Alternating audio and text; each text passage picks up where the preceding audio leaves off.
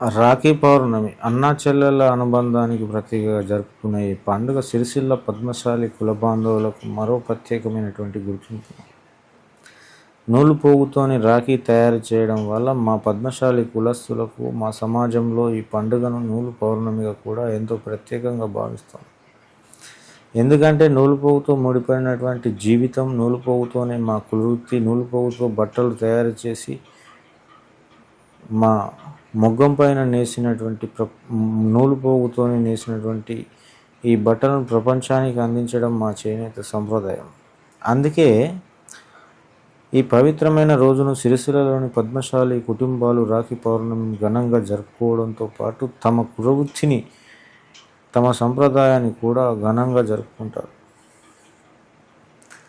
మా సమాజంలో ఎంతో భక్తితో కొలిచే మార్కండేయుడు అనే స్వామిని ప్రత్యేకంగా అలంకరించి ఊరేగింపుగా తీసుకువచ్చాం. అదేవిధంగా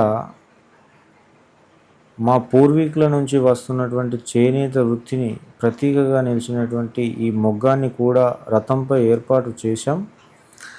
ఆ మొగ్గంపై స్వయంగా బట్టను నేయడంతో పాటు ఆ బట్టను మా మార్కండేయ స్వామికి, అలాగే మా కులానికి ప్రతీకగా నిలిచినటువంటి సిరిసిల్లలోని పద్మశాలి విగ్రహానికి అలంకరించి మా గౌరవాన్ని, మా ప్రత్యేకతను చాటుకున్నాం. ఇది మాకెంతో గౌరవకారణం. ఇది కేవలం ఒక పండుగ కాదు, తరతరాలుగా మాతో వస్తున్నటువంటి చేనేత సాంప్రదాయక గుర్తింపు. నూలు మా జీవితం, మొగ్గం మా వృత్తి, చేనేత మా గౌరవం. సిరిసిల్ల పద్మశాలి సమాజం యొక్క ప్రత్యేకమైన సంప్రదాయం రాబోయే తరాలకు కూడా ఇలాగే కొనసాగుతుందని కోరుకుంటూ అందరికీ రాఖీ పౌర్ణమి అలాగే నూలు పౌర్ణమి శుభాకాంక్షలు.